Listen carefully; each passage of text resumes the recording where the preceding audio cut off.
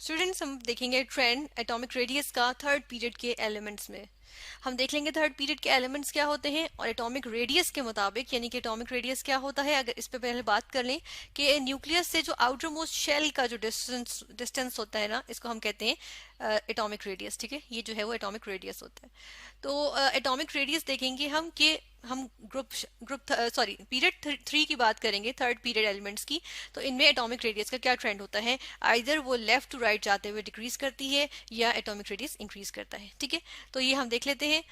यहाँ पर हम सबसे पहले क्या करेंगे कि साइज के मुताबिक इनके बारे में हम एक खाका सा पेश करेंगे। ठीक है, यानी कि थर्ड पीरियड के एलिमेंट्स का, जो कि कुछ इस तरह से होगा। ठीक है, ये इस तरह से हम ले आए।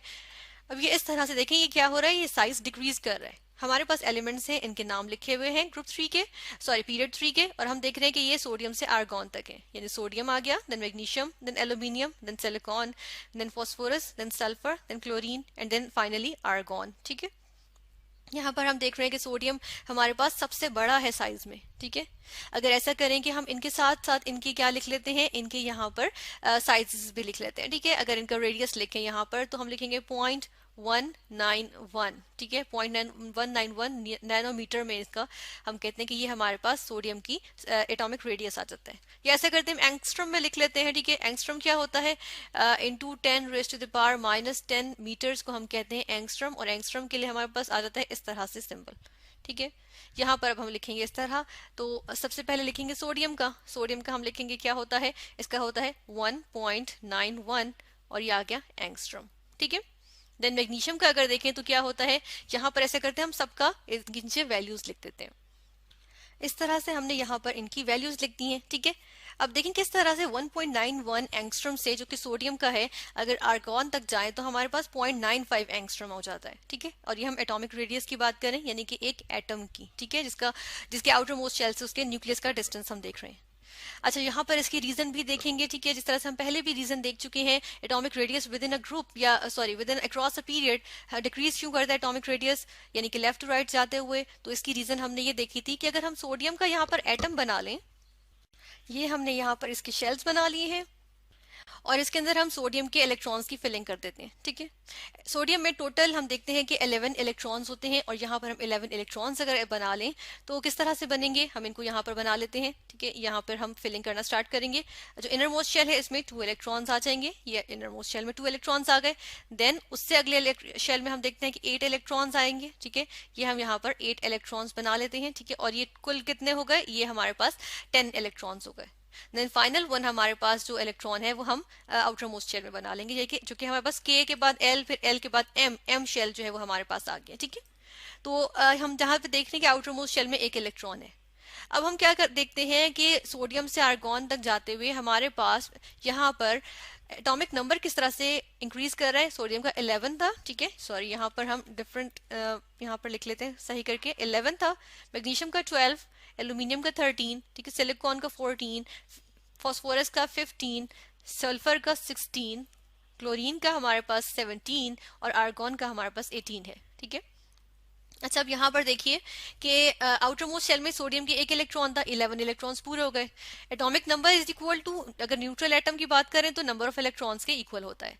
तो हम यहाँ पर देखते हैं मैग्नीशियम के लिए हमारे पास यहाँ पर एक इलेक्ट्रॉन इंक्रीज कर जाएगा। ठीक है, एल्यूमिनियम के लिए एक और इंक्रीज कर जाएगा, देन सिलिकॉन के लिए एक और इंक्रीज कर जाएगा। अब देखें उसी शेल में इंक्रीमेंट है ना, उसी शेल में हमारे पास इंक्रीज कर रहे हैं ना। देखें फाइनली आर्गॉन तक के लिए हमारे पास इसमें आउटर मोस्ट शेल में 8 इलेक्ट्रॉन्स हो जाएंगे और इस तरह से ऑक्टेट कंप्लीट हो जाएगा। ठीक है, और हमारे पास एक नोबल गैस कॉन्फ़िगरेशन, जो कि आर्गॉन एक नोबल गैस है, और स्टेबल इलेक्ट्रॉनिक कॉन्फ़िगरेशन आ जाएगी। ठीक है, जो हमारे पास ये आ गई है।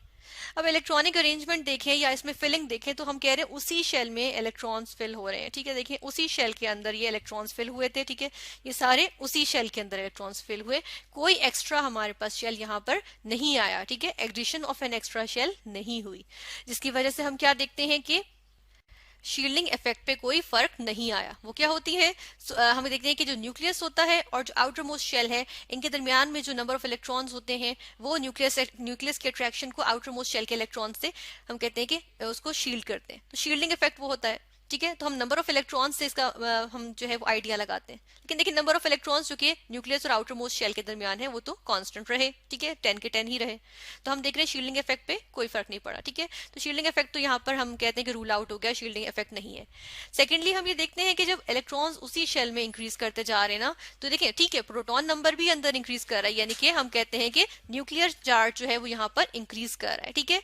हम यहाँ पर कहेंगे न्यूक्लियर चार्ज लिखेंगे यहाँ पर, न्यूक्लियर चार्ज। और ये क्या कर रहा है, ये हमारे पास इंक्रीज कर रहा है, ठीक है, इंक्रीज कर रहा है, ठीक है ना। अच्छा, न्यूक्लियर चार्ज इंक्रीज करने से क्या हो रहा है, यहाँ पे इलेक्ट्रॉन्स उसी शेल के अंदर इंक्रीज हो रहे हैं ना, तो इसकी वजह से हम कहते हैं कि जो न्यूक्लियस की अट्रैक्शन है वो देखें सब जानिब है ना, न्यूक्लियस की अट्रैक्शन तो सब जानिब है, तो वो इन इलेक्ट्रॉन्स को अपनी तरफ ज्यादा खींचती है।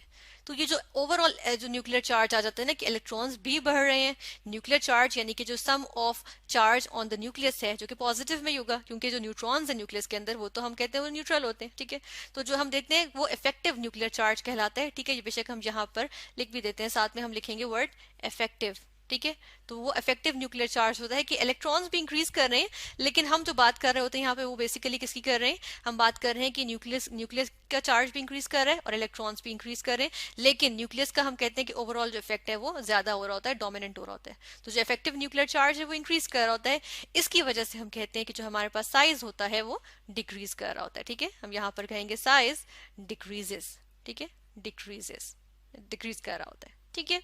तो साइज डिक्रीज कर रहा है, और इस तरह से हमें पता चला कि जब हम सोडियम से आर्गॉन की तरफ जाते हैं तो किस वजह से हमारे पास एक पीरियड के अंदर विद इन अ पीरियड हमारे पास साइज डिक्रीज करता है, क्योंकि जो एटम के अंदर हम कहते हैं कि जो सोडियम एटम है जब उसके अंदर एक और इलेक्ट्रॉन या और अंदर न्यूक्लियस के अंदर एक और प्रोटॉन इंक्रीज हो रहा है, तो हम देख रहे हैं कि एलिमेंट इस तरह से हमारे पास सोडियम से आर्गॉन की तरफ जा रहे हैं। तो हमने ट्रेंड देखा एटॉमिक रेडियस का with in third period elements.